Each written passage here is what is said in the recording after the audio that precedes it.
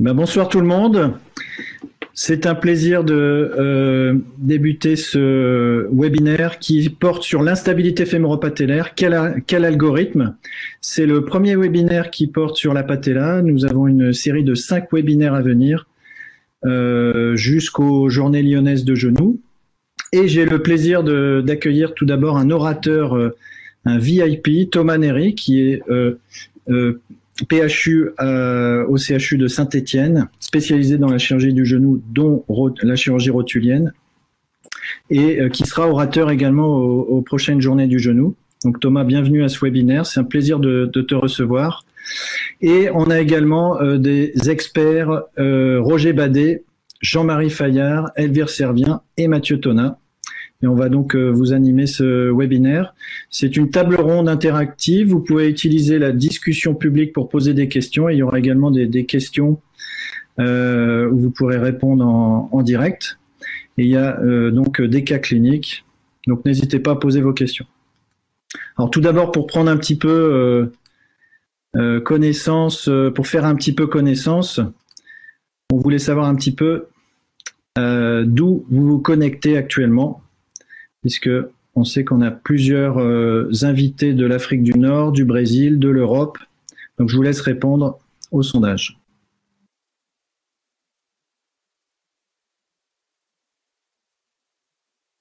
Je pense que tout le monde voit les choix possibles sur son écran. Voilà. Alors, on a une majorité de Français, mais on a des personnes qui sont connectées en Europe, Afrique du Nord et également d'autres provenances. Alors, je voulais savoir un petit peu combien de chirurgies stabilisatrices de la patella vous réalisez chaque année. Alors, réponse A, aucune. Réponse B, moins de 5 chirurgies stabilisatrices de la patella. Réponse C, entre 5 et 20. Réponse D, entre 20 et 50. Et réponse E, plus de 50.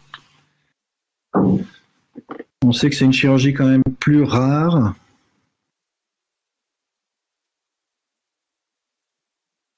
Elvire, tu dois bien faire plus de 50 chirurgies de la rotule.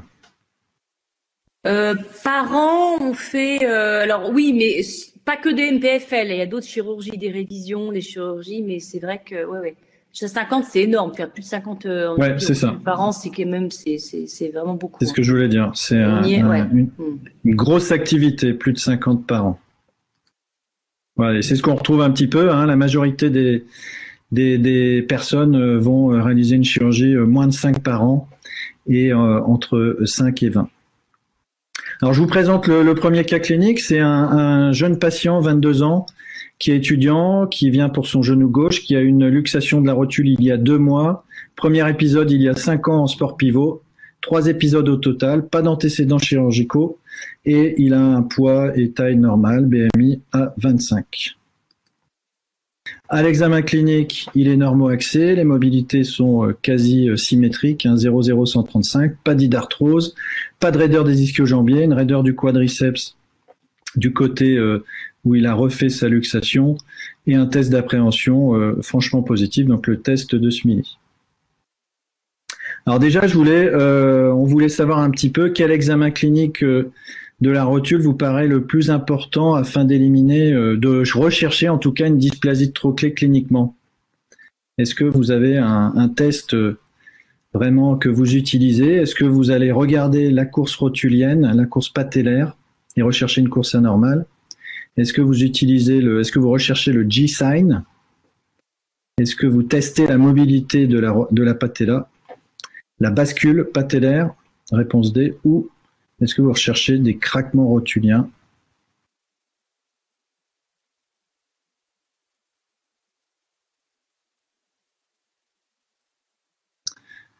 Jean-Marie, comment tu vas tester un petit peu tes rotules? Qu'est-ce que tu vas rechercher cliniquement? Je vais déjà regarder morphologiquement comment ils sont fabriqués. Est-ce qu'ils sont axés, pas axés? Outre la dysplasie de trochlée, on peut déjà avoir une petite idée de la hauteur rotulienne en les mettant à 90 degrés de flexion et la rotule est franchement horizontalisée quand les gens ont une rotule très haute. Donc c'est un petit signe pour déjà avoir une idée sur les rotules hautes. Et le truc pour les grosses dysplasies de trochlée, ça reste quand même la course patellaire anormale avec un recentrage en flexion qui permet d'orienter déjà pas mal le diagnostic. Ouais, exactement. Elvire, le G-sign, c'est un signe qu'on voit souvent décrit, qui est utilisé et qui est un petit peu confondu avec la course rotulienne anormale. Est-ce que tu utilises le G-sign dans ta pratique et qu'est-ce que ça signifie pour toi? Ah, t'as ton micro coupé. Oui, pardon. Oui, le G-sign, je le note. Après, ça va pas me donner une notion de gravité sur la dysplasie de trochlée. Pour moi, la notion de haut grade de dysplasie de trochlée, c'est vraiment la course rotulienne anormale. Par contre, dans la question posée, c'était quel examen clinique vous oriente vers une dysplasie de trochlée en général. Moi, je serais plutôt inquiète s'il n'y avait pas de dysplasie de trochlée. Donc, pour moi, quand il y a une luxation de rotule, il y a dans 98% des cas une dysplasie de trochlée. Et pour vraiment éliminer une dysplasie de trochlée, même de type A ou de type 1, donc une petite dysplasie, le seul moyen de l'éliminer, c'est de faire une radio, parce que je pense qu'on peut passer à côté à l'examen clinique d'une petite dysplasie de trochlée, quoi. Si c'est luxé et qu'il n'y a pas de dysplasique, ça veut dire qu'il a fait une fracture, parce que pour ce luxé, ou une rotule très haute. Donc voilà, c'est juste par rapport à la question qui était la dysplasie de trochlée en général. Si c'est une petite dysplasie de trochlée, je pense qu'il n'y a pas d'examen clinique qui permet vraiment d'éliminer, à mon sens. Hein. Ouais, tout à fait. L'idée, c'était de recentrer un petit peu sur les examens cliniques au début, et le G-sign est souvent utilisé et plutôt le reflet d'une mauvaise balance ligamentaire et musculaire, et le signe aussi d'une dysplasie assez haute. Alors que la dysplasie de haut grade va souvent être accompagnée d'une course rotulienne anormale, comme vous avez vu ici au milieu et à droite. Il peut y avoir des courses rotuliennes anormales avec une luxation qui se réduit en flexion, comme vous voyez ici. Et il y a des courses rotuliennes anormales avec une luxation qui se fait en flexion, comme on va voir sur cette patiente à droite ici. La rotule est luxée en flexion et elle se recentre en extension. Roger, ça t'a un commentaire déjà sur ces courses rotuliennes anormales? Est-ce que ça t'oriente vers quelque chose?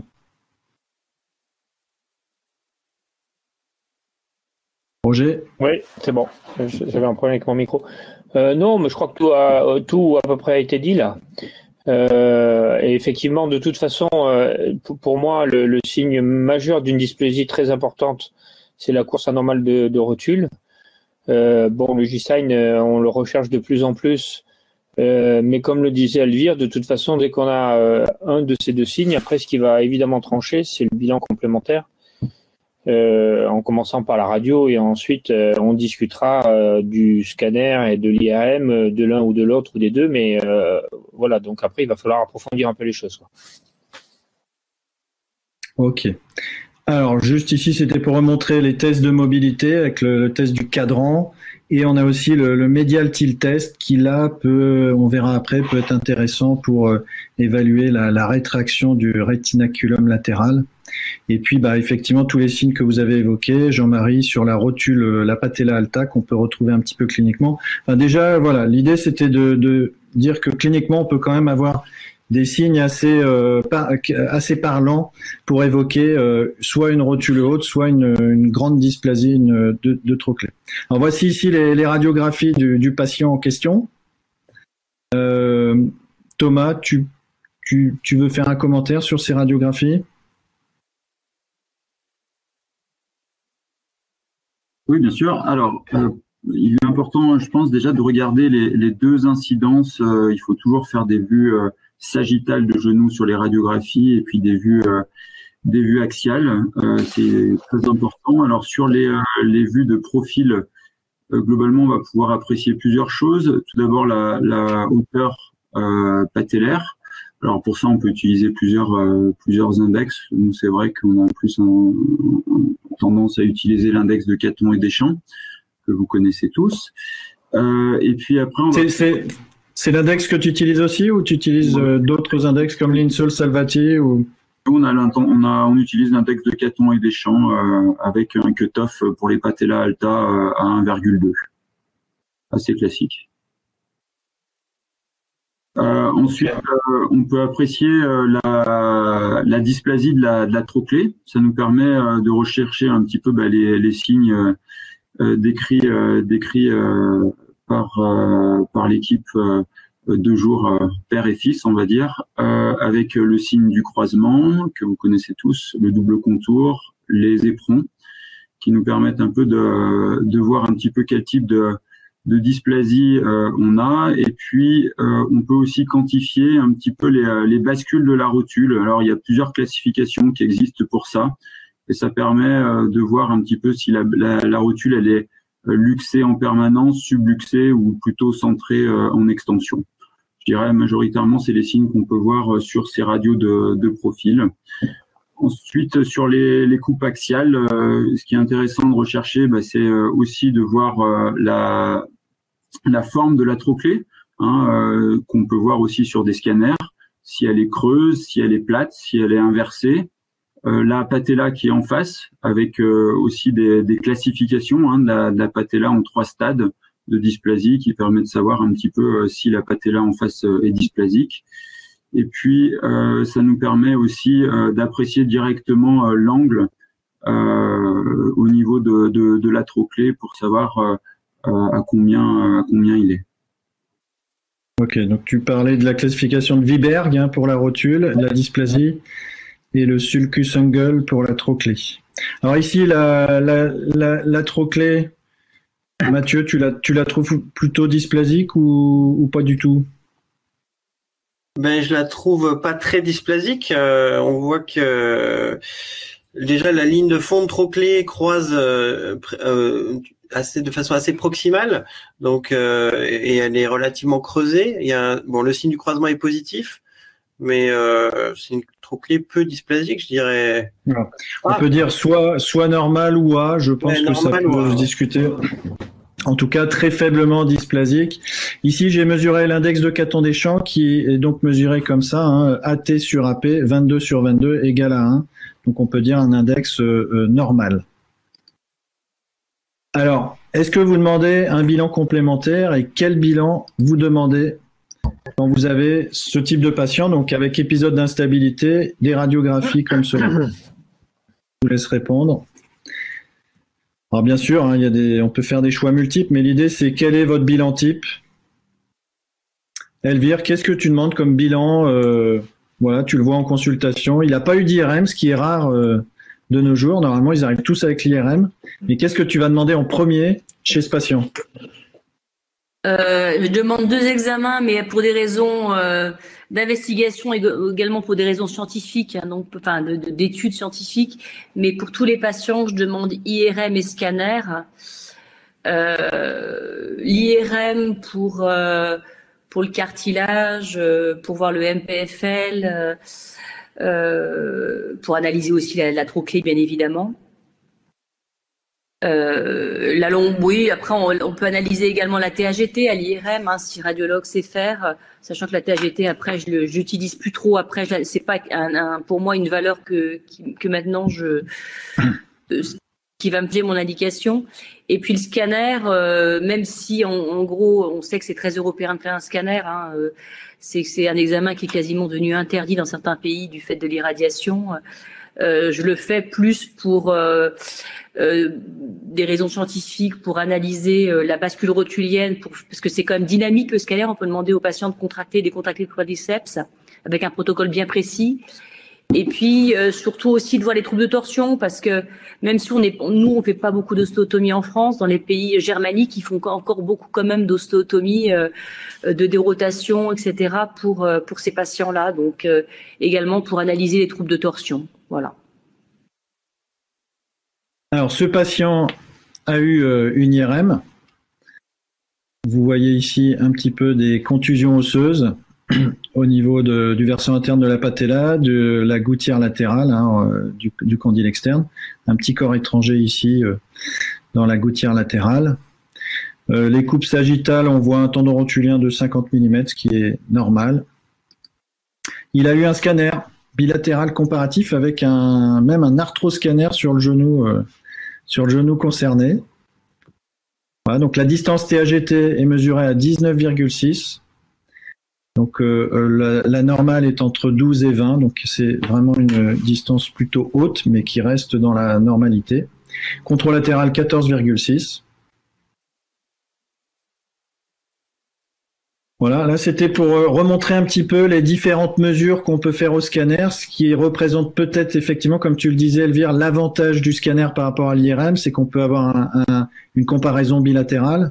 Effectivement, il y a ce problème de radiation lié au scanner, mais on peut mesurer la distance TAGT des deux côtés, les bascules rotuliennes, l'angle trochléen, la pente latérale de la trochlée, donc une étude quand même assez fiable de la trochlée, la translation latérale, la hauteur patellaire qu'on peut faire aussi avec l'IRM bien évidemment, et les torsions comme tu l'as dit également. Ici vous avez des valeurs moyennes ou considérées comme normales. Alors moi personnellement, c'est pour ça que j'utilise encore beaucoup le scanner, c'est mon premier examen. Mais Jim, toi, tu t'es passé à l'IRM d'emblée? Oui. Ou tu utilises encore le scan Je fais faire un scanner uniquement si j'ai quelque chose qui m'oriente vers mon examen clinique qui m'oriente vers un trouble de torsion. Dans les autres cas de figure, je fais plus d'IRM pour diverses raisons. La première, c'est que c'est très souvent mal fait, de scanner, pardon. La première, c'est que c'est souvent mal fait et que il faut vraiment toujours demander au radiologue. Faut que ça soit protocolisé, oui. Et je fais plus de médialisation de tubérosité tibiale antérieure, donc je vois pas à quoi est-ce que ça m'apporterait. En revanche, l'IRM, c'est facile d'accès, on voit le cartilage, comme disait Elvire, on retrouve un corps étranger, on sait un peu plus sur quoi on part. Et je trouve que c'est intéressant pour ça. Et tu mesures la TAGT sur l'IRM? Non, j'ai arrêté de la mesurer. Je pense que c'est Mathieu qui m'a mis le pied à l'étrier parce qu'il est passé chez Spike Erasmus et que les gestes osseux, il en faisait pas du tout.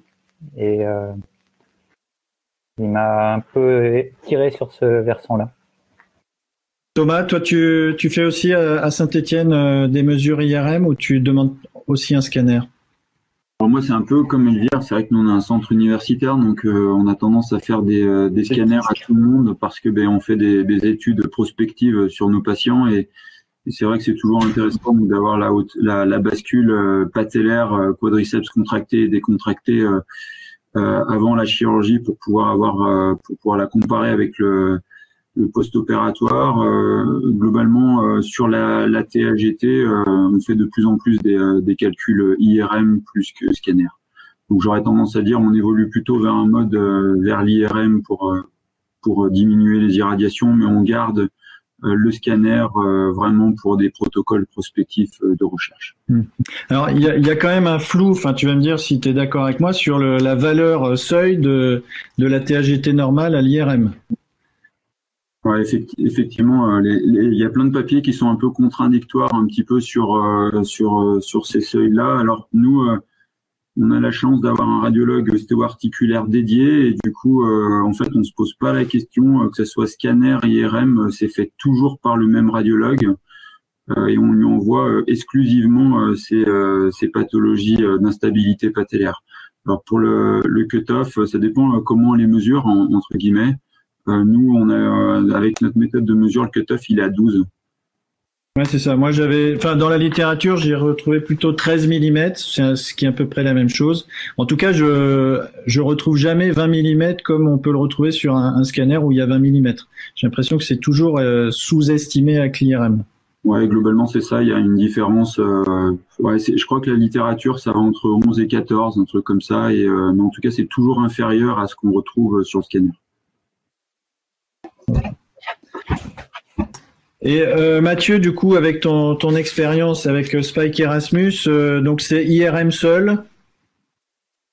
Alors, moi, je suis d'accord avec Elvire. Le scanner il peut être intéressant pour cet examen dynamique. De temps en temps, quand il y a un doux diagnostic, j'aime bien aussi faire les quadriceps contractés, décontractés, avoir la bascule un peu dynamique. Ça peut m'arriver de demander le scanner pour cette indication-là. Et puis, les troubles de torsion, comme disait Jean-Marie. Après, c'est vrai que la TAGT, c'est quand même un truc compliqué. C'est-à-dire que la publication initiale de Gouttalier, c'était de 78 sur des radiographies. Et il décrivait, en fait, des valeurs TAGT qui était dans les valeurs normales en fonction en fait de l'angle trochlé. En fait, donc c'était le cutoff était pas même pas à 20. Et ensuite, il y a beaucoup de radiologues. Effectivement, c'est quand même, je sais pas s'il y a une très bonne reproductibilité inter-intra, sachant qu'il faut choisir une coupe qui passe par l'arche romane, etc. Enfin bref. Donc déjà, il y a cet questionnement sur les mesures, et ça m'étonne pas que j'ai pas lu les dernières publications sur les IRM, mais que ce soit sujet à discussion et qu'on trouve pas les mêmes valeurs. Et puis c'est vrai que j'ai été biberonné quand je suis passé en Afrique du Sud sur le fait qu'en fait, sans la mesurer, on pouvait faire des gestes par thymol et s'affranchir de cette mesure. Donc j'ai évolué vers cette façon de faire, et donc je la demande pas systématiquement ou alors à visée d'étude. Ok. Donc c'était bon, après, on est d'accord que est suffisante, et ça m'arrive de demander la pour les études, quoi. Oui, dis-moi. Ok. Non, je disais, on est d'accord qu'il faut vérifier les mesures faites par le radiologue et voir, faut même mieux la mesurer soi-même pour avoir toujours cette reproductibilité. Moi, je mesure toutes les TAGT moi-même. Hein. C'est assez facile à faire sur logiciel avec l'IRM ou avec le scanner.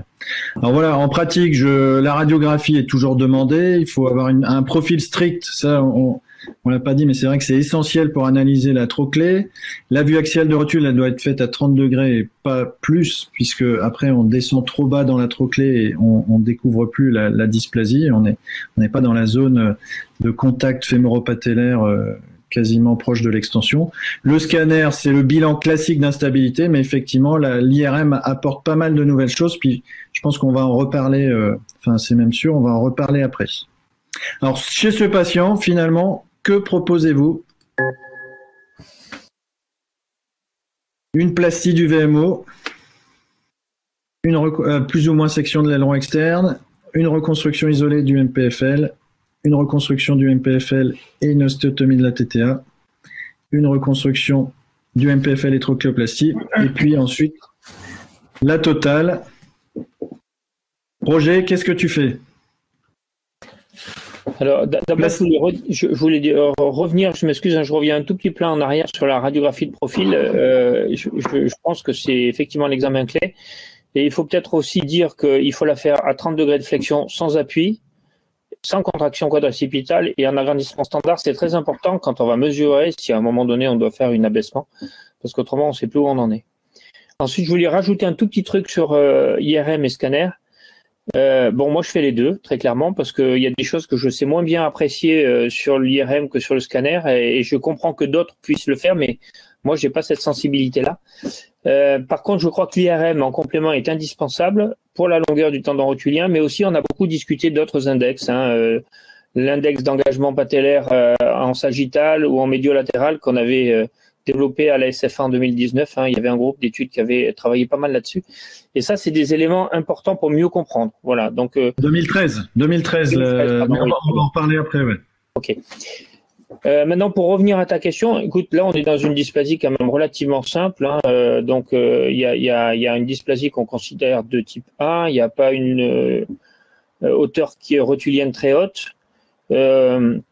Je pense très clairement qu'un MPFL isolé devrait suffire, même si on a une TAGT qui est proche de 20, parce que on peut tout à fait, avec le MPFL, créer un petit effet d'abaissement aussi.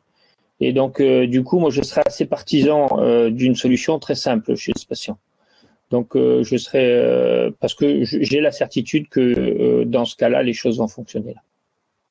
Tu fais une section d'aileron externe en même temps? Non, alors voilà. Alors la section de l'aileron externe, effectivement, on la faisait systématiquement avant. Ça faisait partie du geste qu'on faisait systématiquement. C'est un geste que je fais beaucoup moins souvent, et qui est un peu guidé par la mobilité de la rotule à l'examen clinique. C'est-à-dire que si j'ai une bonne mobilité rotulienne et que j'ai pas une rotule fixée en subluxation externe permanente, je fais pas de section de l'aileron externe. En revanche, je crois qu'il est très important de la faire lorsque la rotule est fixée en position de subluxation externe permanente et qu'il y a une rétraction du tractus fibreux externe, quoi. Okay. Elvire, vous aviez fait une étude section d'aileron externe versus sans section en prospectif. Hein. Oui, prospectif randomisé avec 1 an de recul, pas de différence, donc on a arrêté d'en faire. On va avoir bientôt 2 ans de recul pour la puissance, il fallait 140 patients et comme tous les MPFL, il y avait beaucoup de patients de mineurs, donc on a mis du temps à inclure tous les patients. On a bientôt 140, mais a priori, il n'y a pas de différence. Mais je voudrais juste rajouter une petite chose par rapport aux 5 propositions thérapeutiques. Je ferai aucune des 5, moi. Enfin, c'est aucune des 5.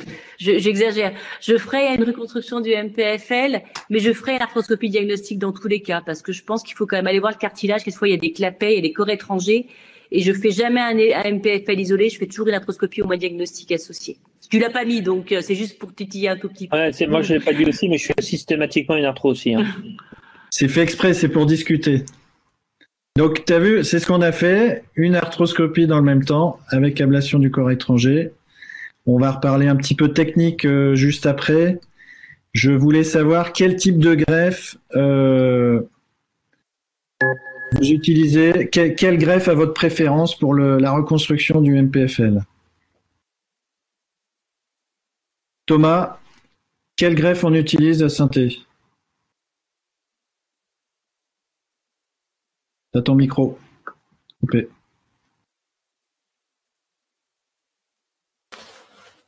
On t'entend pas. Vous m'entendez? C'est bon, ouais. Excusez-moi. Ouais. Donc, nous, on utilise toujours un gracilis. Toujours un gracilis, sauf exception, mais on utilise toujours un gracilis en première intention. Ouais, tu as toujours un gracilis suffisamment gros et de longueur suffisante pour faire ça. Alors oui, dans la grande majorité des cas, quand même, finalement, dans la résistance biomécanique, on n'a pas besoin d'avoir un tendon qui est trop important pour le MPFL. Finalement, c'est juste un guide pour guider la patella dans les 30 premiers degrés de flexion dans la trochlée. Donc, il n'y a pas besoin d'avoir quelque chose qui est trop important. Après, ça peut arriver, notamment en pédiatrie. Moi, j'en fais pas mal en pédiatrie où des fois, on a vraiment pas grand-chose. Et dans ce cas-là, c'est plutôt lors du prélèvement, je me rends compte, j'enlève une ou deux maculas et je me rends compte que le gracilis, il est vraiment gracile pour le coup. Et là, ça m'arrive de temps en temps de switcher sur un semi-tendineux. Mais c'est quand même pas fréquent. Mathieu ou Jim, qu'est-ce que vous utilisez chez vous? Oui, pareil, hein, gracilis, grande majorité des cas. Elvire aussi? Idem, oui, pareil, gracilis, oui. Je crois qu'il y a des études mécaniques qui ont montré que c'était 200 newtons le MPFL, un truc comme ça, et un gracilis 212, oui. Comme 1000. Donc, tu vois, même s'il est petit, en fait, il est suffisamment... C'est suffisamment résistant, ouais. Roger aussi? Bah non, moi je suis le seul à utiliser la synthétique, tu vois. Il n'y a que moi qui ai répondu ça. Non, écoute, ça oui. On a déjà eu beaucoup. Je suis prêt à en parler beaucoup, mais donc je pense que ça marche très bien, mais j'ai juste le tort de ne pas l'avoir publié, donc c'est en cours de travail. Ok. Alors, quelle fixation rotulienne vous faites en général? Jean-Marie, comment tu fixes à la rotule? Ça marche, ça y est. Nous, on utilise des ancres. 2 ancres impactées dans la berge médiale de la rotule. On fait une petite gouttière le long de la berge interne de la rotule pour plaquer notre greffon. Et donc, les 2 brins vont être sur le versant fémoral. Donc, on les suture sur les ancres. On suture la boucle sur les ancres. Thomas, comment tu fixes le gracilis? Et comme Jean-Marie, 2 ancres, un au milieu de la patella sur la berge médiale et l'autre plutôt sur un peu le pôle supérieur. Et par contre, moi en général, j'ai tendance à sécuriser un petit peu la greffe en le fixant un petit peu dans les parties molles prépatellaires. C'est-à-dire je fais un petit retour avec le fil tracteur de la suture pour faire aussi une petite fixation sur les parties molles. C'est des tissus qui sont en général de bonne qualité et qui permettent de bien fixer la greffe. Alors, il faut juste faire attention avec les encres à bien les enfouir parce que ça, c'est un des pièges qu'on peut avoir au début et de pas les enfouir suffisamment. Et ça, les patients s'en plaignent assez facilement. Elvire, à la Croix-Rousse, vous faites toujours 2 tunnels transversaux. Oui, enfin c'est pas des tunnels, hein, c'est comme le dessin que tu as fait. Hein, c'est une forme en L inversée, donc c'est juste un petit tunnel dans le versant interne de la rotule. 2 petits tunnels, et si jamais ça casse, il y en a un des deux quelquefois qui peut casser, hein, ça arrive, hein, on n'est pas dans ce cas-là, on met une encre et voilà pour la rotule, la fixation. Okay. Bon, nous on fait un tunnel longitudinal comme ça, on fait plus de tunnel transversal, et donc c'est un tunnel unique. Et ce que j'aime bien en tout cas dans ça, c'est que le MPFL vient par la face antérieure de la patella.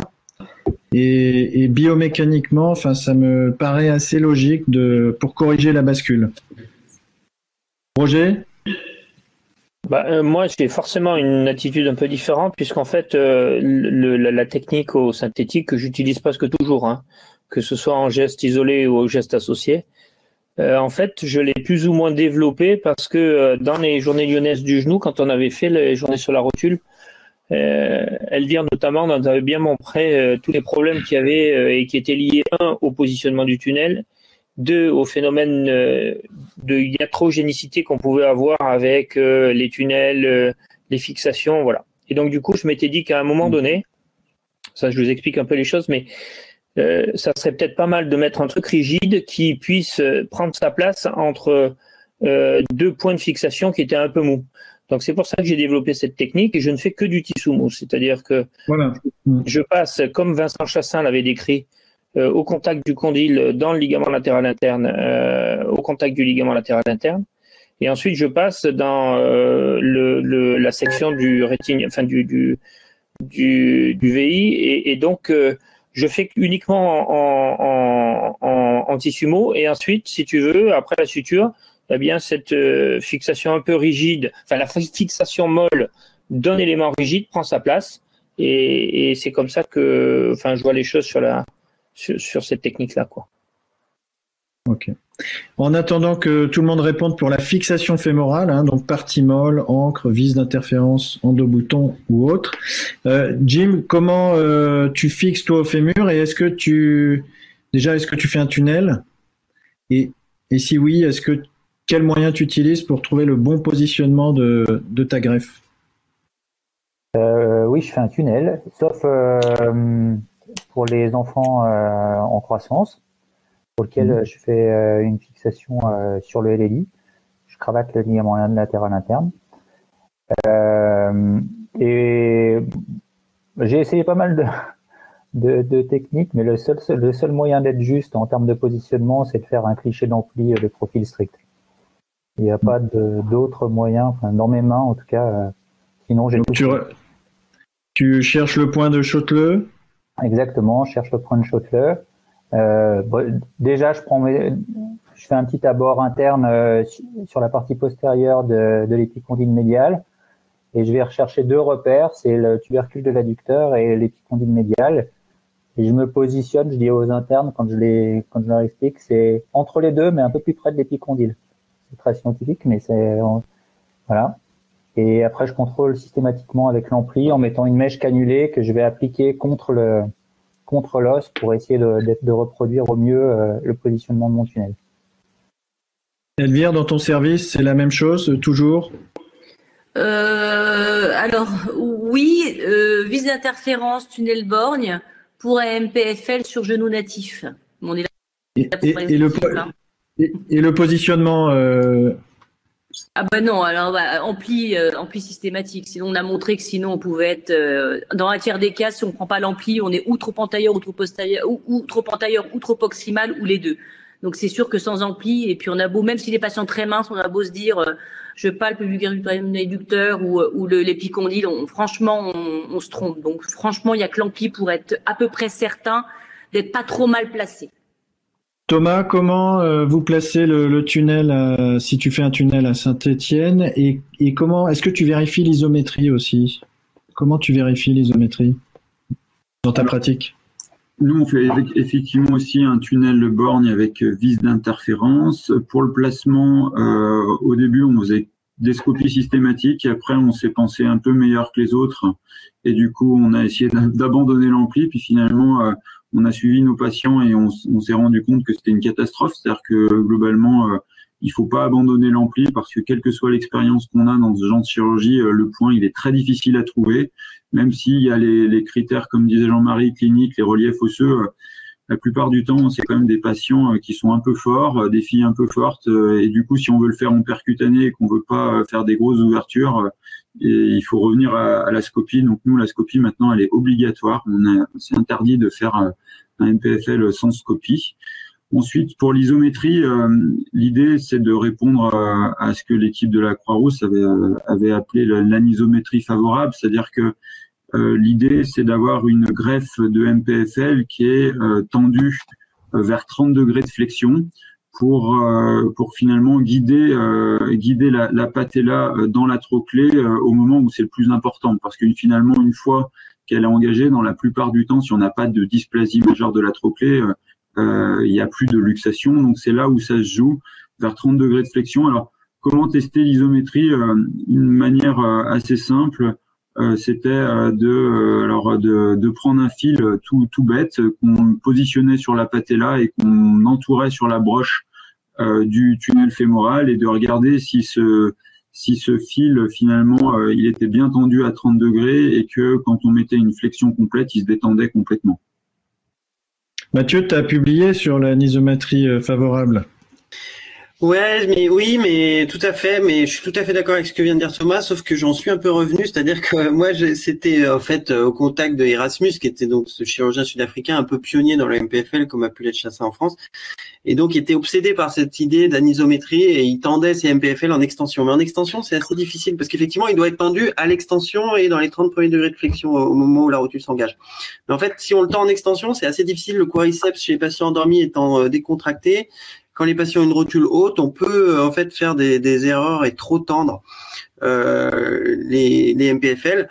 Et j'avais entendu David Dejour aux Journées lyonnaises dire que lui, il les tendait à 60 degrés, ce qui me semblait être une hérésie. Mais en fait, on s'aperçoit qu'il est globalement isométrique. En réalité, quand on est au point qu'on suspecte être le bon point de Schottler, on peut très bien tester en flexion-extension et on s'aperçoit qu'il n'y a aucun avalement. En fait, l'anisométrie favorable, c'est un concept qui me semble juste, mais très théorique et dans les études biomécaniques. Dans la vraie vie, la plupart du temps, si on cède de l'ampli, on va avoir un MPFL isométrique. Et donc, je pense qu'on peut le tendre à 30 ou à 60. Alors, moi, je le tends à 30 parce que je pense que ça évite les erreurs. La rotule commence à s'engager. Et au final, on s'aperçoit quand il est tendu à 30, il est aussi tendu en extension et il va se détendre après en grande flexion. Et donc, en fait, voilà, il y a la théorie, il y a les études, et puis il y a la vraie vie où je pense qu'il faut pas trop se poser de questions. Le point critique me semble être le positionnement fémoral, et je suis tout à fait d'accord avec ce qui a été dit sur le fait qu'on a besoin de l'ampli. Après, si on a un bon positionnement fémoral, en gros, qu'on le tende à 30, à 20 ou à 35 ou à 40, ça changera rien. Moi, je vais même te dire, avec David, on le tend maintenant, enfin, ça fait même un bout de temps, à 90 degrés. Mais avant de fixer, on vérifie aussi qu'à 30 degrés, on ait un bon arrêt dur avec le MPFL. Puisqu'au final, le problème numéro 1, c'est des raideurs en flexion, hein, si on est trop tendu. Je sais pas ce que vous en pensez, d'ailleurs. D'ailleurs, il y a pas mal de questions sur comment régler la tension du MPFL. C'est bien toute la question. Hein. Tout à fait. Mais je pense que en flexion, c'est souvent quand il est trop antérieur, en fait, et mal positionné au niveau fémoral. Et là, tu as des catastrophes, effectivement. Oui. Est-ce que vous utilisez un tensiomètre, d'ailleurs, Thomas, par exemple, vous utilisez un tensiomètre pour régler cette tension? Au début, on a essayé de le faire. Très sincèrement, on avait un dynamomètre. Alors, on faisait du coup qu'on mettait sur le fil tracteur en fémoral, c'est-à-dire qu'on fixait d'abord la patella et puis on introduisait la greffe dans le tunnel fémoral et puis on utilisait ce dynamomètre pour essayer d'être constant. Mais globalement, ça ne veut pas dire grand-chose parce qu'en fait, il y a des angles d'application des forces. C'est-à-dire qu'en fait, on tire pas directement sur la greffe. La greffe, elle est courbée pour entrer dans le tunnel. Donc finalement, la valeur qu'on met, c'est pas du tout la valeur de tension de la greffe. Et c'est des valeurs qui sont faibles. Donc on a clairement arrêté de le faire. Alors nous, ce qu'on fait, c'est que on réduit la luxation, on la met en position entre guillemets qui nous semble être la plus native. et on fixe la greffe dans cette position sans appliquer de surtension. Voilà. On pose la greffe. Ouais, on pose la greffe, mais rotule réduite, on va dire. Bien centré, ouais. Ok. Pour éviter toute hypercorrection aussi. Ok, alors je vous propose de passer au cas numéro 2. C'est un jeune patient aussi de 16 ans. Première luxation au foot à l'âge de 11 ans. Rééducation dans les suites. Il a eu 6 épisodes de luxation depuis. Il a une forte appréhension, une sensation d'instabilité. Il ne peut plus faire de sport du tout. À l'examen clinique, on retrouve un test d'appréhension franchement positif, une course rotulienne normale, une rotule très mobile et un médial patellar tilt test négatif, donc avec une petite tension du une tension du rétinaculum latéral. Ici, vous avez les radiographies que vous voyez. Jean-Marie, tu veux commenter ces radios? Moi, j'ai déjà mis, il y a déjà des petites choses dessus. Ça devait apparaître après, mais bon. Est-ce que tu es d'accord avec ça? Donc, on voit une rotule un peu haute. Parfaitement d'accord. J'arrivais pas à lire ce que j'avais écrit, c'était trop petit. La dysplasie, tu es d'accord avec cette classification, enfin avec oui. le stade type B?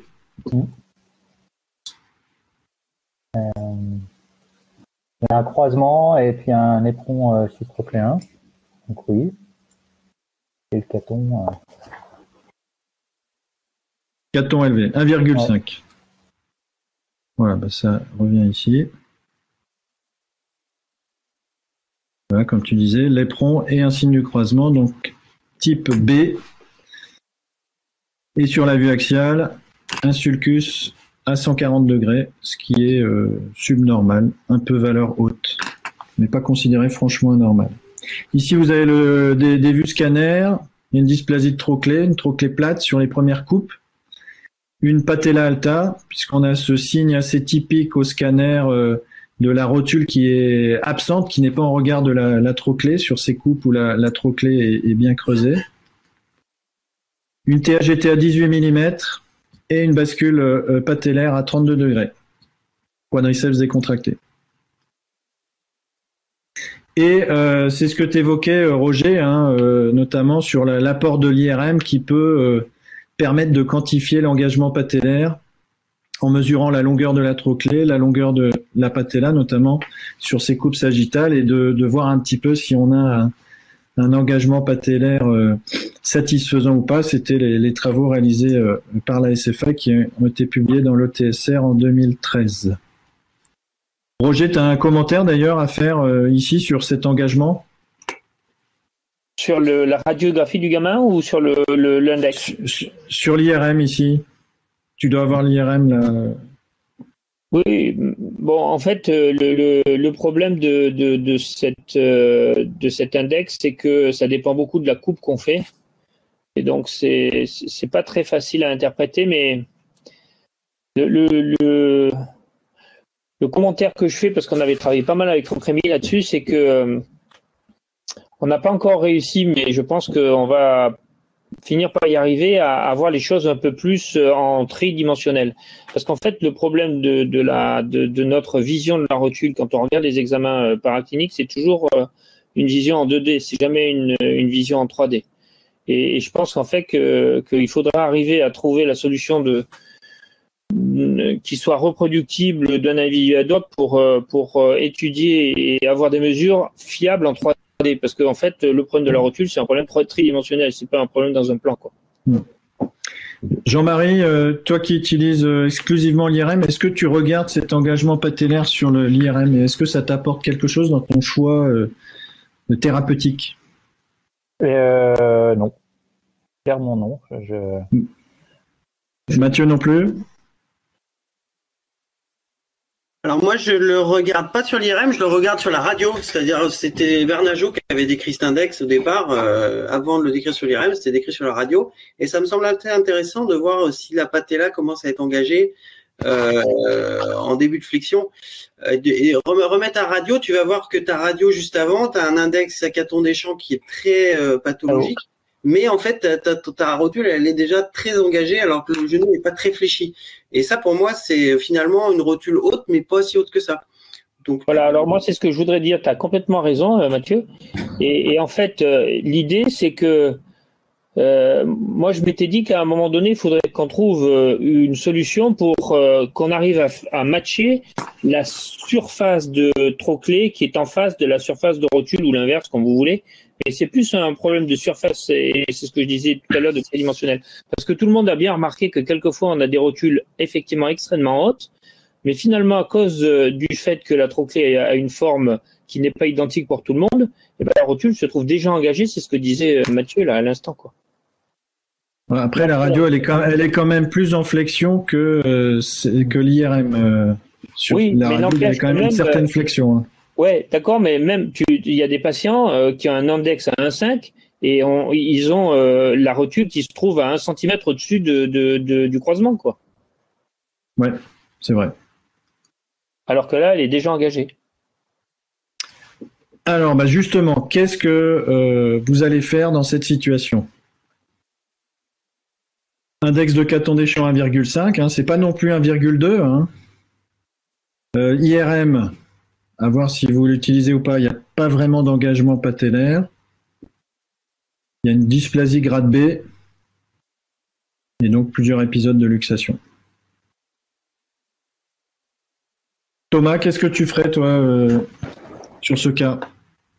Alors déjà une reconstruction du MPFL, parce que nous on le fait systématiquement pour tous les patients, parce que il faut rappeler que c'est pas vraiment le traitement de la cause, mais plutôt de la conséquence en fait. Hein, la lésion du MPFL est la conséquence des luxations récidivantes, donc il faut le reconstruire parce que comme tout tissu qui est lésé, il faut le reconstruire. Ça fait partie de la base du traitement.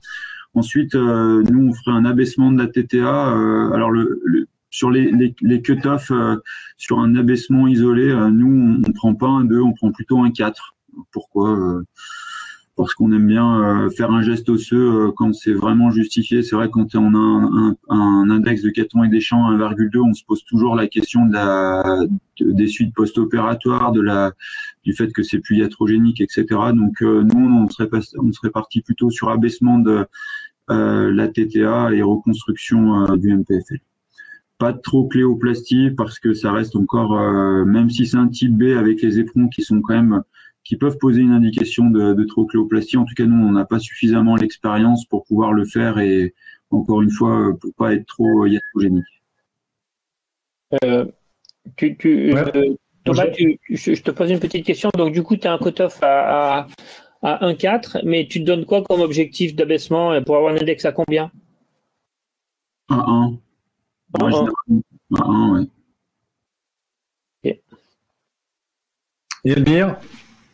Juste pour rajouter par rapport à ce que a dit Thomas, puisque Rémi et toi avez publié à une certaine époque dans le KSSTA, me semble-t-il, que le MPFL abaissait un petit peu la rotule.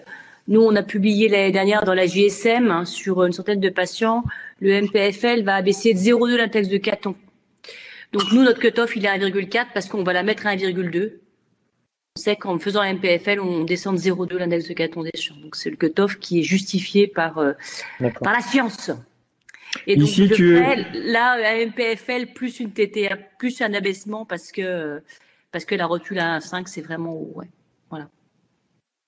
Ok, donc tu regardes vraiment cet index de caton des champs sans forcément regarder sur la radio s'il y a un engagement rotulien. Jean-Marie, Mathieu, si j'ai compris, vous ferez vous allez faire dans ce cas-là une reconstruction isolée du MPFL. Bah non. C'est ça, hein? Toi, tu ferais un abaissement aussi? Moi, je vais faire un abaissement pour deux raisons, parce qu'elle est au-dessus du cutoff que je me fixe, qui est un 3 classiquement. Et l'autre truc, c'est qu'il a une dysplasie de trochlée quand même de haut grade, qui est très luxante. Les dysplasies avec éperon, c'est Franck Rémy qui avait fait des travaux là-dessus, qui est plus luxante que les B et D sont plus luxantes que les A et C. Et donc, pour moi, l'idée de l'abaissement, c'est de la mettre dans une zone où la trochlée est plus creusée et elle va mieux engager, même si je regarde pas ça de façon spécifique sur l'IRM. Mathieu? Moi, je suis pas sûr que je la baisserais. Un 5, ça paraît beaucoup, mais encore une fois, je regarde l'engagement. Dans les premiers degrés de flexion, elle est déjà bien engagée, je trouve, alors que sur la radio, elle est à 20 degrés. Donc, elle est quand même engagée. Elle est quand même engagée sur une trochlée dysplasique. Ouais, tout à fait. Non, je suis d'accord. Moi, et après, il avait un trouble de l'engagement clinique. Pas de course rotulienne anormale. Pas de course rotulienne anormale. Donc moi, je fais un MPF isolé. Mais j'assume, je pousse le bouchon très loin. Ah non, mais il y a aucun souci. Roger? Oui, peut-être juste pour rappeler quand même, puisqu'on est là pour essayer de transmettre un certain nombre de données.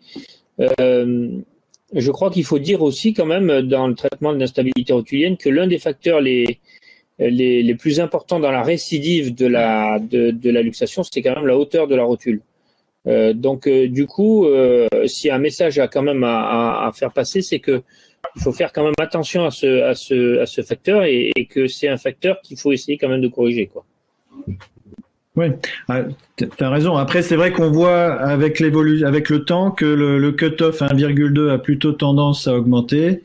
Il y a sûrement effectivement une partie des patients qui ont eu avant des ostéotomies de la TTA qui ne nécessiteraient pas, ou en tout cas actuellement on le ferait peut-être plus effectivement. Complètement d'accord avec ça, oui, absolument. Alors dans cette situation, nous on a abaissé la tubérosité parce que le 1,5 ça paraissait effectivement important et d'autant plus qu'on regarde quand même pas mal l'IRM avec l'engagement sagittal et si la rotule est vraiment pas engagée, on va pas hésiter à le faire. Donc là c'est quelques astuces classiques, il n'y a rien de révolutionnaire dans ce que je vous ai mis ici. On fait un méchage 4,5 pour la corticale antérieure. L'idée c'est de faire de la compression avec 2 vis 4,5 mm, une baguette assez longue pour favoriser la consolidation. On mesure bien la correction et la résection de la tubérosité qu'on souhaite faire pour obtenir un index. Nous, notre cible, c'est effectivement un index à 1. Thomas, tu as des trucs et astuces pour les ostéotomies de la TTA qui apparaissent pas ici à l'écran? Non, globalement, je pense que tu as été assez clair. Alors, nous, juste faire attention peut-être au méchage, quoi. Il faut essayer de pas bouger pour bien retrouver ces trous. Je pense que c'est un peu la principale difficulté. Et puis nous, les vis, essayer de les tirer entre guillemets bien perpendiculaires. Moi, je pense que c'est ce qui marche le mieux vis-à-vis de la résistance à la traction et qu'on n'a pas de problème derrière. Parce que si on commence à se dire, faut que je les tire un peu plus proximal ou un peu plus distal, c'est là où on commence à faire des gags et je pense pour que ça soit reproductible, il faut faire simple. Et puis peut-être quand on commence à les faire, il faut pas hésiter à ouvrir un petit peu, de les faire en percutané, vraiment avec des mini abords. C'est là où on risque un peu de faire des catastrophes. Alors j'ai oublié de marquer qu'on utilisait une fraise à chambrer pour que la tête de vis s'applique bien sur la corticale et éviter aussi de casser la TTA si on n'utilise pas cette fraise à chambrer. Est-ce que vous utilisez... Oui, vas-y, dis-moi Jean-Marie. Il faut faire une grosse baguette épaisse. Ah, épaisse. Pour pas qu'elle casse et pas qu'elle nécrose, on a quand même des cas de... Et t'as pas peur de la fracture Alors, j'ai eu...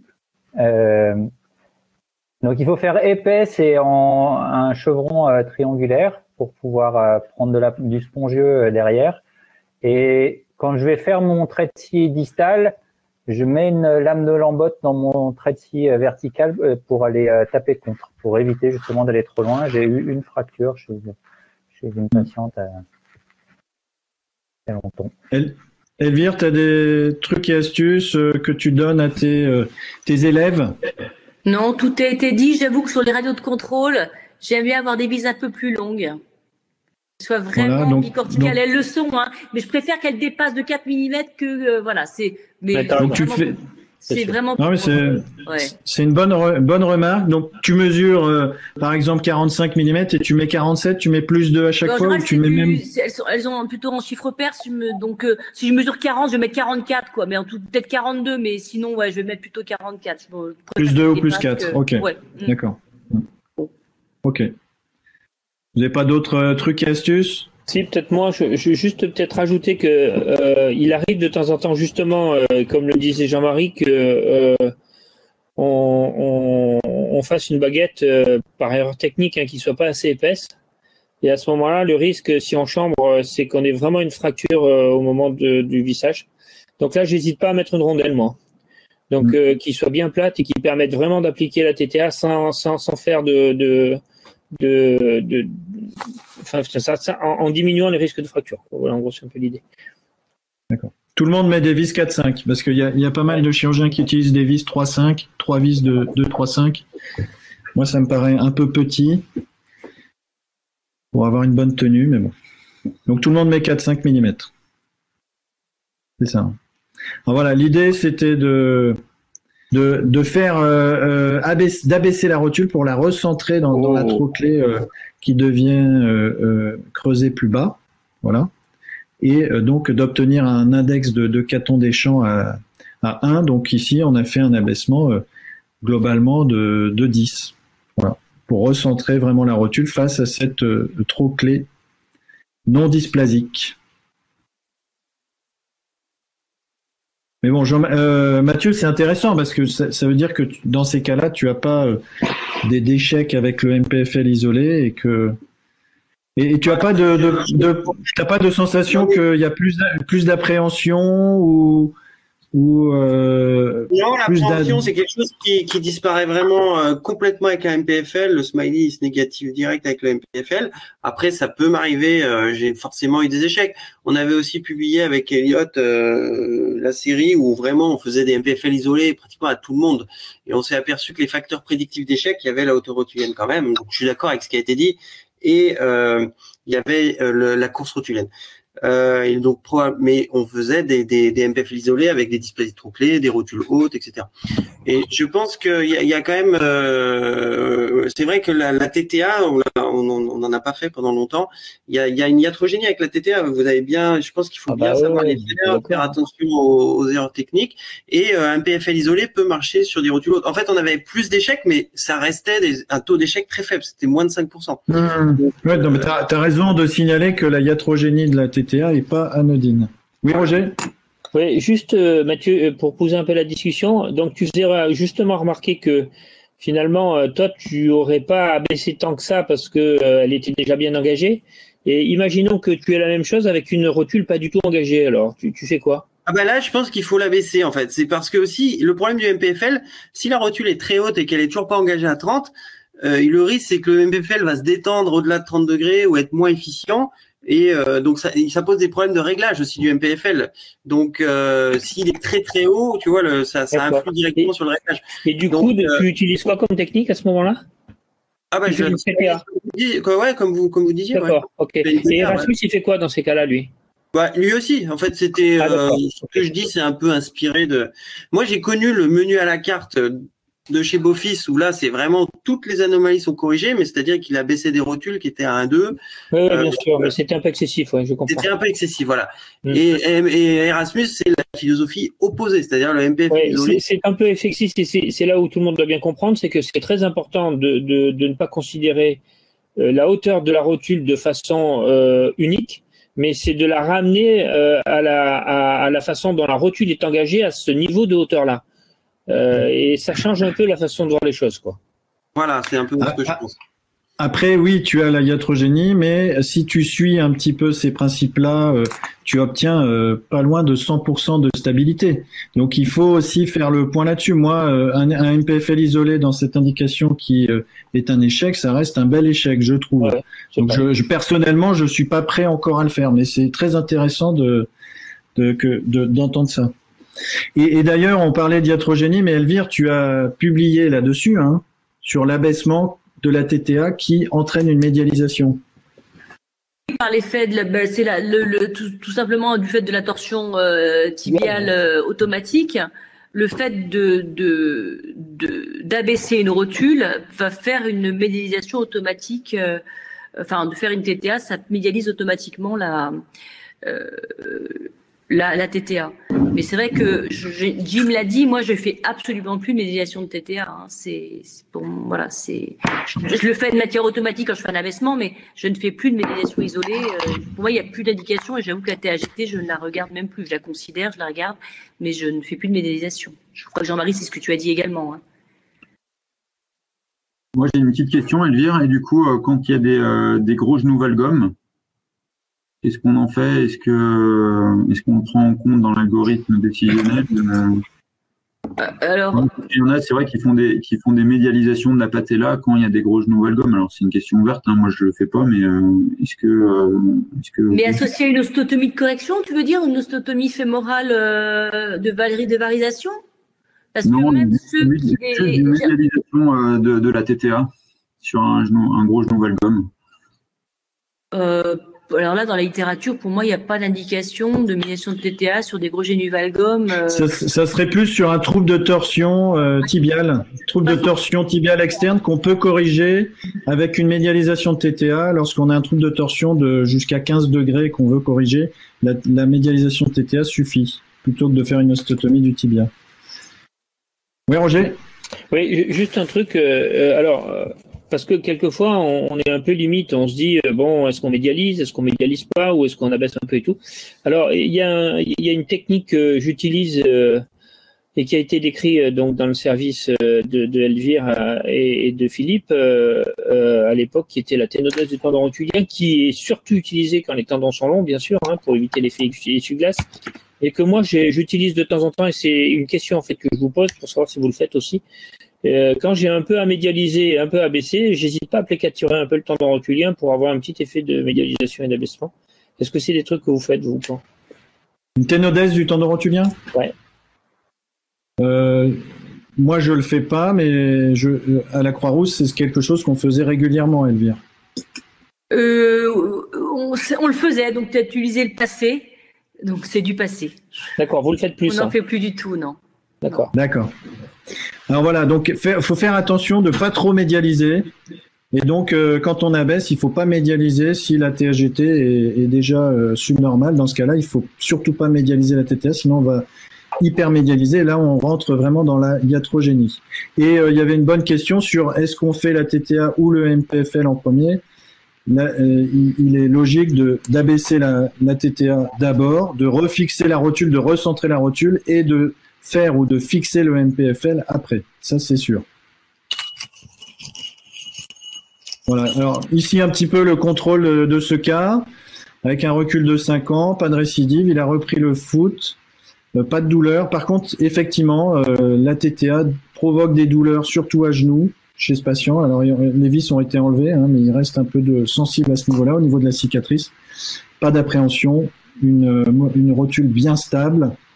Et également l'hypoesthésie de la berge latérale de la cicatrice de TTA qui est vraiment classique et qui fait partie aussi des inconvénients de la tubérosité tibiale antérieure.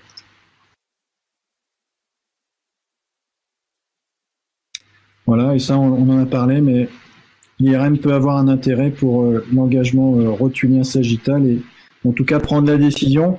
C'est-à-dire que nous, parfois, on va avoir un index subnormal et si vraiment il n'y a pas d'engagement, on va discuter quand même ce geste chez certains patients, mais c'est vraiment des cas très rares. Guillaume? Oui. Alors, je ne sais pas si tu as prévu d'en parler, on n'a pas parlé des suites post-opératoires des MPFL isolés, des TTA.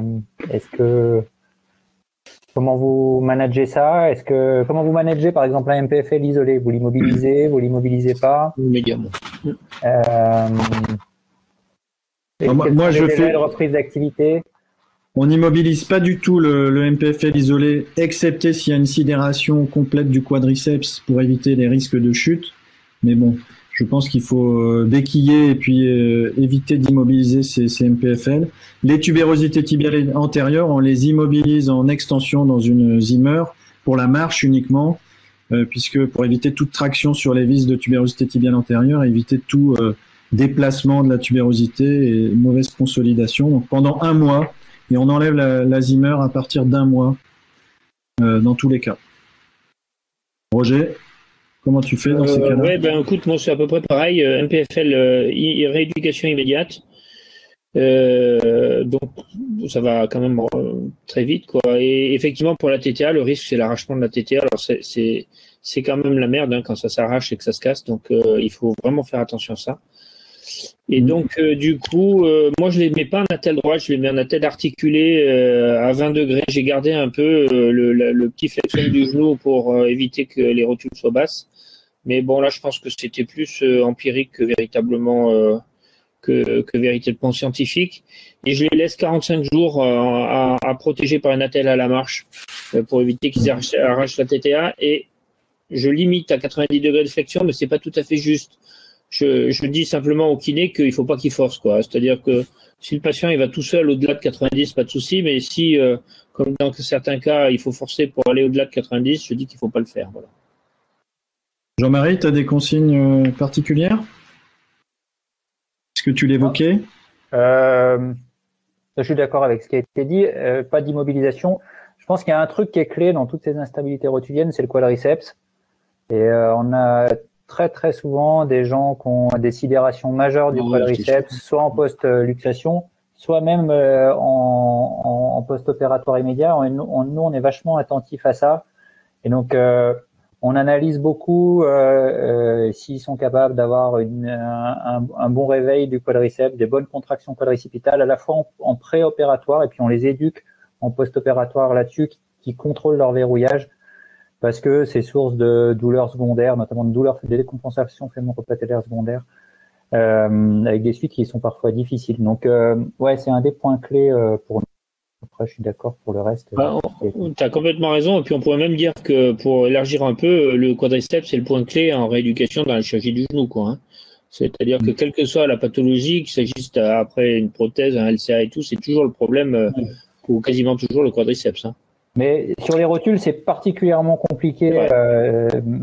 C'est une population particulièrement difficile à gérer de ce point de vue. Ouais, très sensible sur ce point-là. Thomas, tu gères un petit peu des adolescents qui ont des cartilages de croissance encore ouverts ou pas? Et comment tu fais dans ces cas-là? Est-ce que tu temporises?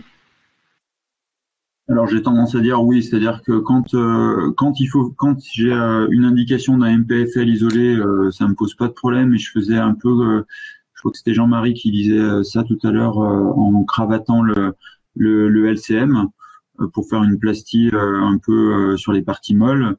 Par contre, quand il y a un problème osseux avec par exemple une patella alta, j'ai tendance à temporiser un petit peu et attendre que finalement les fils se ferment pour pas avoir de soucis. Et c'est vrai qu'on y est vite, hein, quand même, globalement, chez les jeunes filles, on a vite passé les 15-16 ans et on est vite tranquille, quoi. Alors, je vous propose d'avancer un petit peu et d'ailleurs, là, ici, il y a une patiente de 25 ans qui, à 14 ans, a eu une baguette molle pour instabilité. Elle reste instable depuis l'enfance. Instabilité récurrente dans la vie quotidienne, peu douloureuse. À l'examen clinique, une idarthrose, mobilité 00140, test d'appréhension +++, rotule luxable et la course rotulienne que vous allez voir maintenant.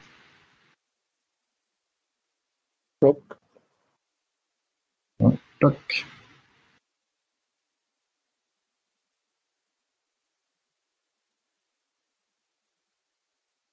Ici, c'est radiographie. Elvire, tu veux commenter ces radiographies? Qu'est-ce qu'elle t'inspire? Alors, c'est dommage que la petite flèche soit présente pile sur la trochlée. On la voit pas bien. Oui, ben il y a une importante saillie de la trochlée et c'est Laurie Hemstra qui a montré que quand il y avait des saillies très importantes comme ça avec des dysplasies type D sans doute, c'était vraiment un facteur de récidive et des mauvais pronostics si on faisait juste une reconstruction du MPFL. Il y a d'autres aussi auteurs dont j'ai plus le nom. Et ça corrobore un petit peu l'examen clinique, hein, quand on a comme ça une course rotulienne anormale. Après, il y a quand même de face il y a quand même un trou. Je voudrais bien connaître la torsion de son genou, parce que c'est vrai que le fémur de face a une forme un petit peu étrange. C'est vrai que je regarde pas mal ça maintenant sur ces dysplasies assez importantes. Et c'est vrai que les germaniques regarderaient quand même aussi avec le scanner voir l'antéversion fémorale et le trouble de torsion. Apparemment il n'y a pas de valgus, mais voilà, a priori voilà, je regarderai pas plus de voilà, il y a une dysplasie trochlée qui est a priori assez importante. La hauteur rotulienne, elle me semble pas aberrante. À mon avis, elle n'a pas été, voilà. Mais ce serait intéressant quand même de voir un petit peu le fémur. Voilà, c'est tout. Alors, j'ai les données sur la TAGT qui étaient normales et pas de trouble de torsion. La TAGT, mais elle est immesurable. Hein. Pardon, je t'interromps, mais pour moi, la TAGT, là, la gorge de trochlée, je sais pas où elle est. Hein. Enfin, je sais pas. Enfin, c'est compliqué, on va dire. C'est compliqué. C'est une bonne remarque. Tu as tout à fait raison. Quand tu as une dysplasie de grade D, je sais pas effectivement si cette mesure de TAGT est vraiment très fiable. C'est clair. C'est très difficile. En tout cas, pas de trouble de rotation cliniquement et au scanner chez cette patiente. Mais les luxés au scanner quand même. Oui. Et cliniquement, tu as vu qu'elle se luxait aussi. Avec une belle course rotulienne anormale. Donc, quelle est votre proposition dans ce cas précis? Mathieu, MPFL isolé?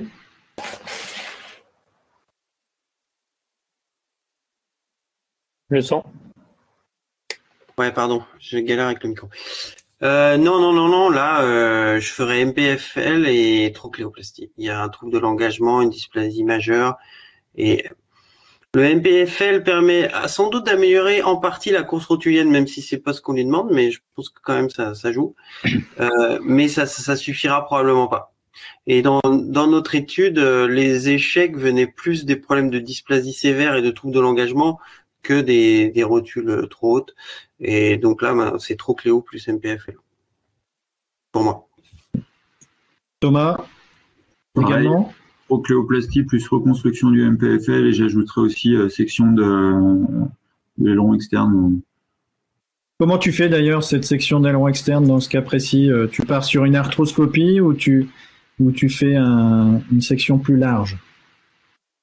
On peut le faire les deux. Hein. Moi, j'ai tendance à le faire quand on le fait sous arthroscopie, parce que je trouve que c'est plus rigolo de faire sous arthroscopie. Après, si on fait une trochléoplastie, on y est, on a un abord direct. On va pas faire une arthroscopie. Ça paraît pas vraiment en adéquation avec la taille de la cicatrice qu'on a fait pour la trochléoplastie. Donc, on fait en voie d'abord direct. Elvire, tu fais un mini Judet? Non, je pense que je ferais en effet une trochléoplastie et reconstruction du MPFL avec en effet une section de l'aileron externe, mais je réfléchissais en même temps, comme Thomas parlait de arthroscopie, que j'ai pas l'expérience, j'ai pas essayé encore les trochléoplasties sous arthroscopie comme fait Lars Bond. Je sais pas si certains d'entre vous ont essayé. J'en ai pas l'expérience, mais la vidéo est toujours séduisante, mais après voilà, j'ai pas essayé encore, mais ça pourrait se discuter. Ouais, donc une majorité de personnes font trochléoplastie reconstruction MPFL, et effectivement la section d'aileron externe et la libération latérale, moi je l'ai pas marqué là, mais c'est quelque chose que j'hésite pas personnellement à faire dans ce cas précis. Alors ça, c'est un patient de Jean-Marie, hein. C'est la patiente de Jean-Marie, hein, où tu as fait donc cette belle trochléoplastie. Tu peux nous expliquer un petit peu comment tu as fait dans ce cas? Donc, moi, je fais des trochléoplasties, pas comme les Lyonnais, mais comme les Parisiens. Comment on décrit? Traître. Oui, traître, je sais, mais je vais vous expliquer pourquoi. Je trouve que déjà techniquement, c'est plus facile à faire, et c'est plus facile à mettre entre les mains. Deuxièmement, c'est une trochléoplastie qu'on fait en os spongieux et moins en os sous-chondral et ça me fait moins peur. Et troisièmement, ce que je trouve intéressant, c'est qu'on transforme une dysplasie de haut grade en dysplasie de bas grade et qu'on arrive sur une situation de MPFL isolée. Et ce qui me dérange un petit peu dans les trochléoplasties décrites par David et son papa, c'est que on essaye de créer une trochlée de morphologie normale face à une rotule qui est dysplasique. Et pas toujours dysplasique. Oui, mais quand même très souvent.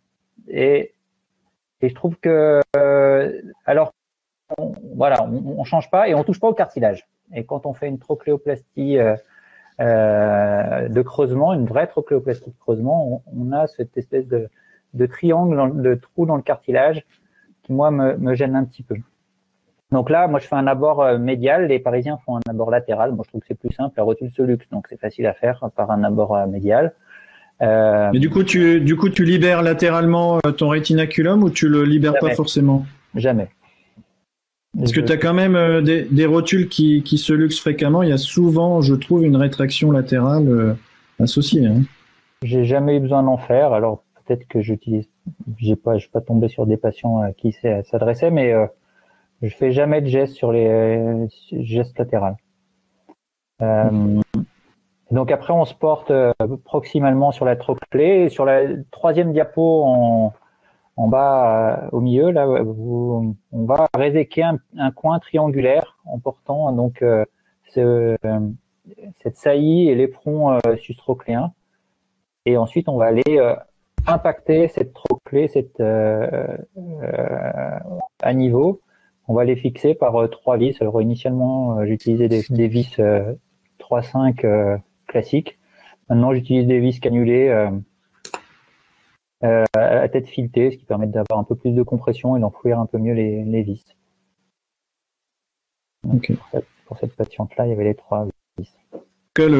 Ton résultat au dernier recul est joli comme tout. Hein. Donc ça c'est la trochlée initiale hein, qui devient celle de la radio à gauche.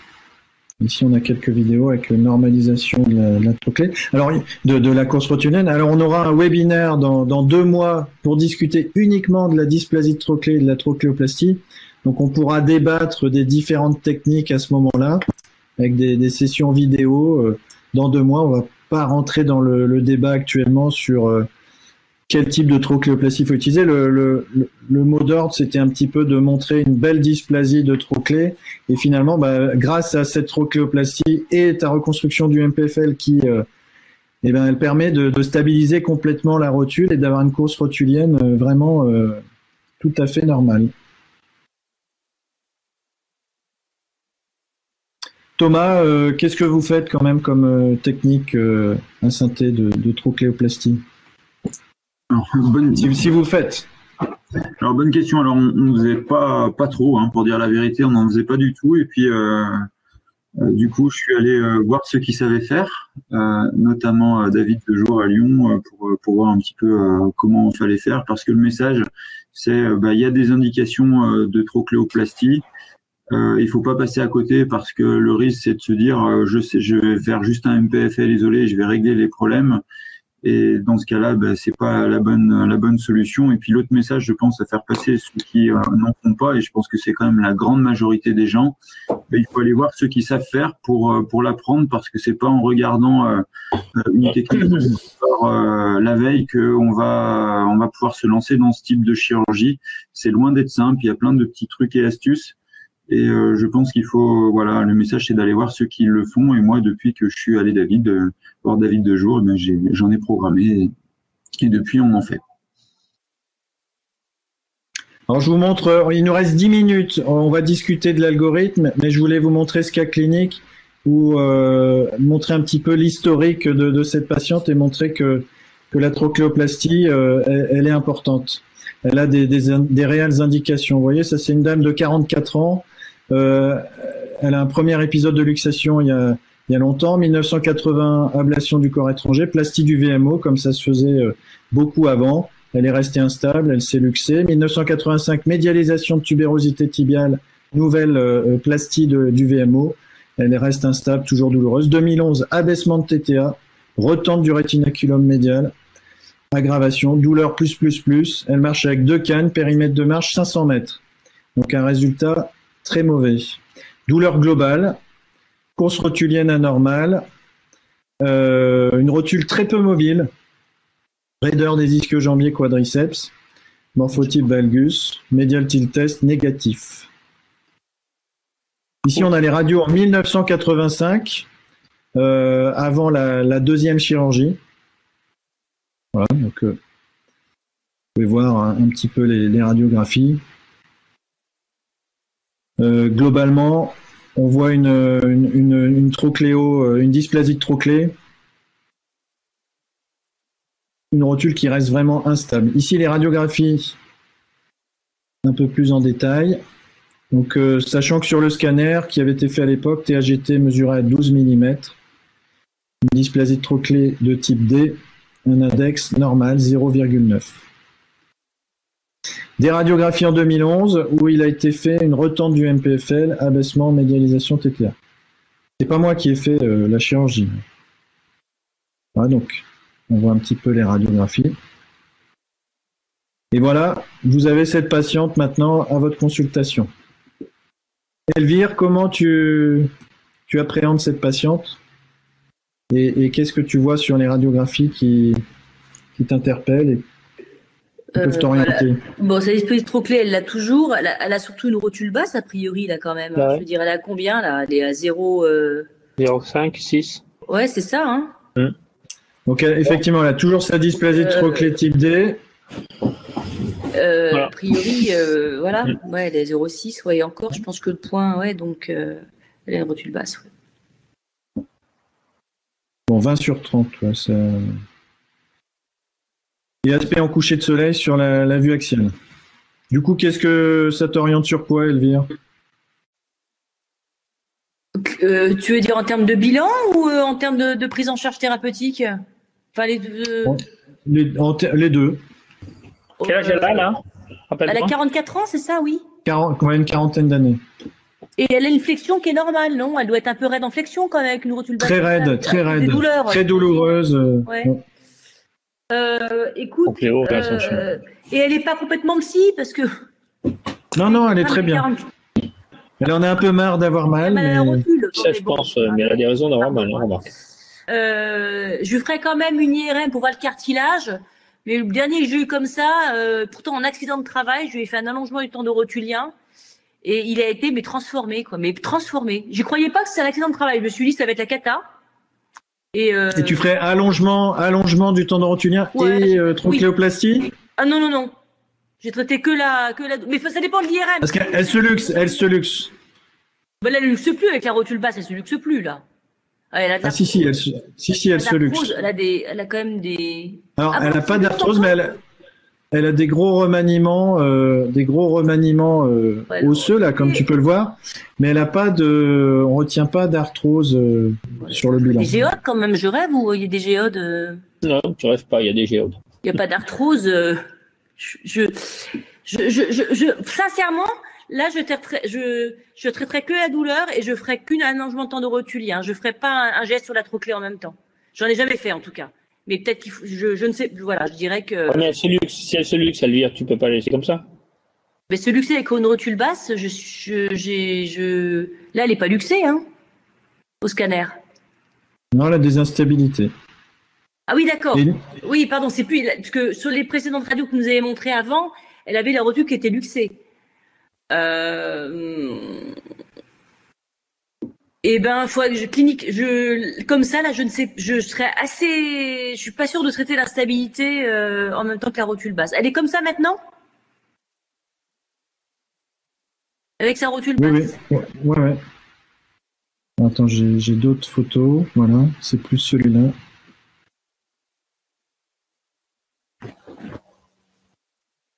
On peut faire après une prothèse fémoro-patellaire aussi. Yes, oui, non, mais en plus, je pensais, mais oui, on peut, oui.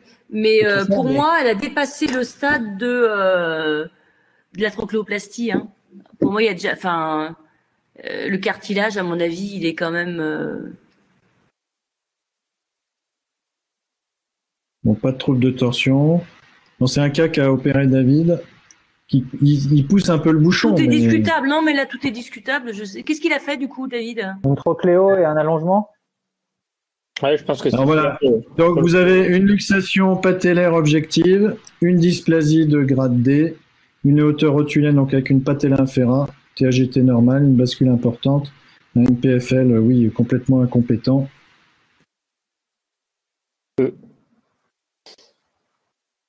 C'est un dossier un peu. Il a intérêt à faire un arthroscan avant d'y aller. Il a fait un arthroscanner, David ou... Là, je t'ai mis tout ce que j'avais sur le dossier. Il y a eu IRM scanner. En tout cas, il a considéré que l'articulation était bien sûr pas normale vu tout ce qui s'est passé, mais elle a 40 ans. Donc, il a réalisé une trocléoplastie, oui, sur cette indication-là. C'est vraiment effectivement un challenge thérapeutique. Il y a une question là sur le chat qui demande si avec les géodes, c'est pas techniquement plus difficile de faire une trocléoplastie, de se retrouver avec un stock osseux, c'est dommage. Si, ça doit compliquer la situation. C'est sûr que on n'est pas sur une chirurgie de première main comme tu as montré où le cartilage était joli. Là, on est sur une 4e chirurgie, patiente très jeune, 40 ans. Avec toujours cette grosse dysplasie. Alors après, l'idée, c'était pas, c'est sûr que le traitement est pas forcément facile à déterminer dans ce cas-là, parce que je pense qu'on peut discuter une prothèse fémoro-patellaire aussi. Il y a les anglo-saxons discuteraient ça sans hésiter, ce qui règle le problème de la dysplasie de l'état articulaire et ça stabilise aussi donc l'articulation. Mais il reste le problème de la partie basse. L'idée, c'était plus de montrer que finalement, cette patiente, elle est passée un peu à travers du bon diagnostic au départ. Il n'y a pas eu le diagnostic de la dysplasie, en tout cas, elle n'a pas été traitée, et elle a eu plein de chirurgies finalement qui ont cherché à hyper corriger la situation. Ça, c'est les photos de cette patiente. Oui, Roger. Non, c'est parce que après on arrive presque au bout de notre discussion, mais c'est effectivement. Je pense que ce dossier, il mesure à quel point il est important de pas mettre le même pantalon à tout le monde et de faire en sorte de garder quand même cette notion de chirurgie à la carte qu'on a pu développer, sachant que en fait la différence entre il y a 15 ans ou il y a 20 ans et maintenant, c'est qu'on a arrivé par l'expérience que les uns et les autres ont à tempérer un peu ces éléments qui au départ étaient très stricts. C'est ce que disait tout à l'heure Mathieu. Avant, chez Beaufils, dès qu'on avait une rotule supérieure à 1 E, tac, on la descendait, etc. Maintenant, il y a quand même plein d'éléments qui peuvent faire en sorte qu'on module un peu tout ça. Mais on ne pourra jamais, effectivement, compenser une grosse dysplasie avec un abaissement, quoi. C'est pas possible. Donc, quand tu as une grosse dysplasie, le message, c'est de dire qu'il va falloir à un moment donné traiter la dysplasie. Et donc, cette notion de chirurgie à la carte, elle est quand même super importante. Donc, il a fait trocléoplastie, là, sont les vues PEROP. Et ascension de la tubérosité tibiale antérieure, le MPFL, ça c'est la radio. Ouais, c'est ce que j'aurais fait moi. Le contrôle.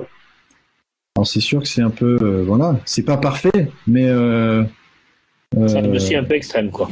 Voilà, un peu extrême, mais c'était avant tout pour montrer que finalement une mauvaise analyse initiale, sans identifier les facteurs de luxation et dont la dysplasie de haut grade, a conduit un petit peu à hyper corriger les choses avec la TTA, les retentions du VMO, et à la fin, on arrive à ces situations-là où c'est assez problématique. Voilà, donc je voulais, pour conclure, je voulais rappeler les 4 facteurs d'instabilité principaux. La dysplasie de Trochlé qui reste le facteur fondamental, même si c'est pas le facteur qu'on va corriger le plus souvent, loin de là. On va le corriger vraiment en cas de dysplasie de haut grade. La distance TAGT, la patella alta qui est probablement à mettre au-dessus de la distance TAGT, effectivement comme facteur. Et la bascule rotulienne, historiquement, était un facteur principal, mais en fait, est le reflet de la dysplasie et de l'incompétence du MPFL. Et on a des facteurs secondaires où on n'a pas de seuil connu. Forcément, on a la dysplasie de la rotule, le genou valgum, le genou récurvatum, les troubles de torsion. Et dans ce menu à la carte, je vous laisserai la parole après pour le commenter, pour dire comment vous le modifiez, parce que chacun l'interprète un petit peu différemment, mais les grandes lignes, c'est de réaliser un bon examen clinique et des radiographies, de rechercher une rotule haute et sur les radios une dysplasie.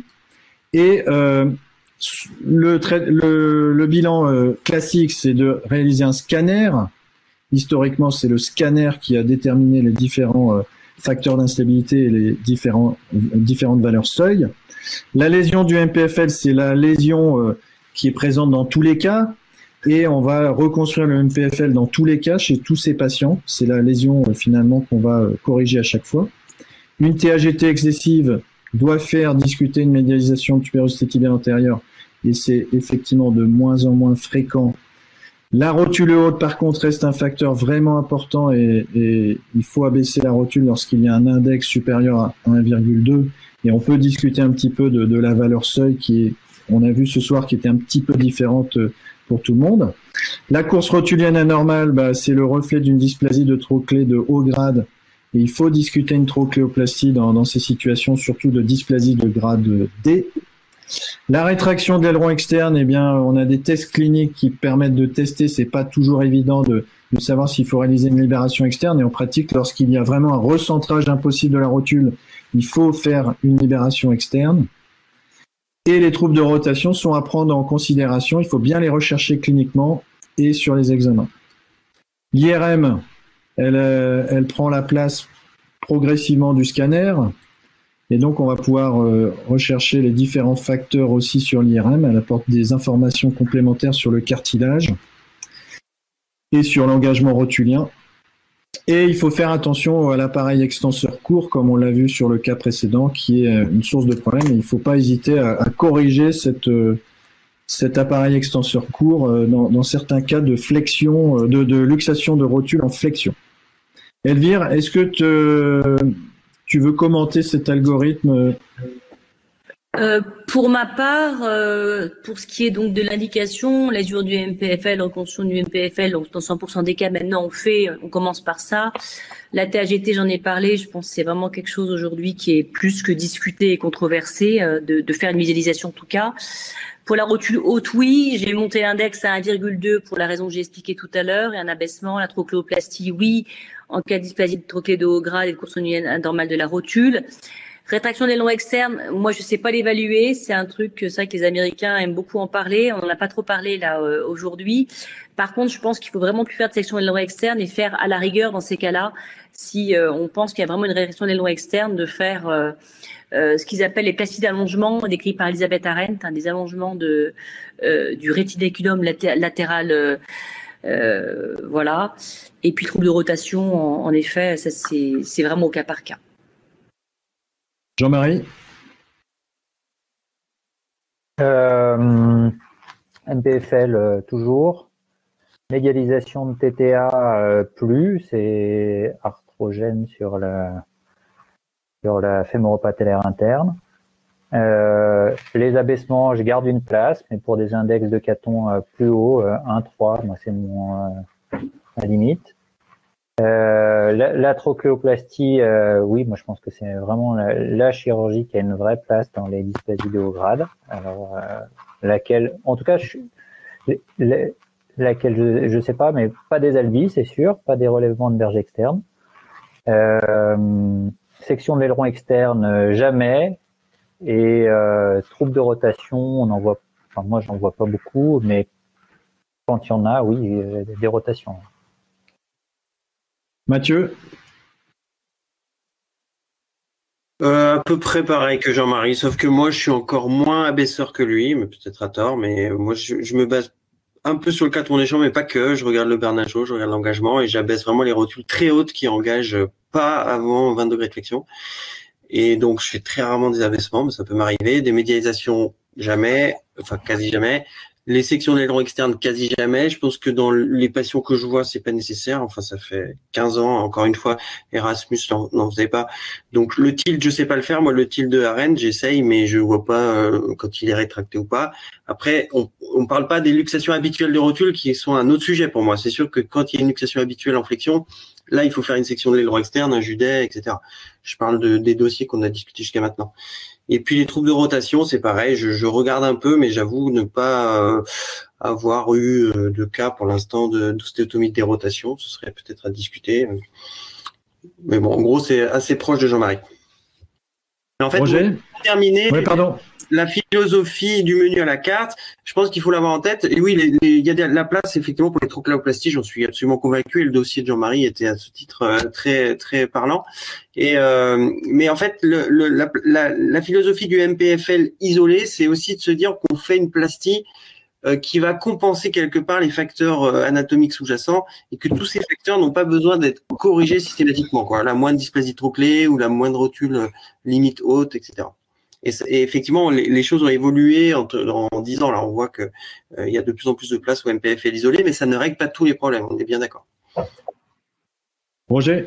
Oui, pareil que mes prédécesseurs, la même chose. Thomas, tu as le mot de la fin. Merci. Alors globalement, tout le monde est assez unanime. Lésion MPFL tout le temps, TAGT plus, patella alta, nous, l'index de Caton et Deschamps avec un cutoff à 1,4. Les trocléoplasties sur les dysplasies de haut grade, surtout les types B et les types D, avec comme une préférence pour les types D où ça devient quasiment obligatoire. La SAE, globalement, très peu, voire quasi pas. Et pour les troubles de rotation, on a des syndromes un peu malformatifs. Et dans ce cas-là, faire des scanners et puis bien utiliser les nouveaux dispositifs, on va dire, de guide de coupe sur mesure pour pouvoir les faire, parce que c'est là où ça rend service, parce que c'est diabolique de faire ces osteotomies de dérotation. En tout cas, c'est compliqué au bloc opératoire. Merci beaucoup. À moi de vous remercier tous pour votre présence, à tous les participants également. Je pense qu'il y a eu pas mal de discussions également publiques. Thomas, je te remercie de t'être joint à nous pour cette discussion très intéressante. Et on se retrouvera donc aux Journées du Genou en 2022, mais probablement avant. Et merci à tous. Et donc le prochain webinaire portera sur la dysplasie de trochlée. En janvier, vous recevrez toutes les informations courant décembre à propos de ce prochain webinaire. Merci à tout le monde. Au revoir. Merci. Au revoir. Merci.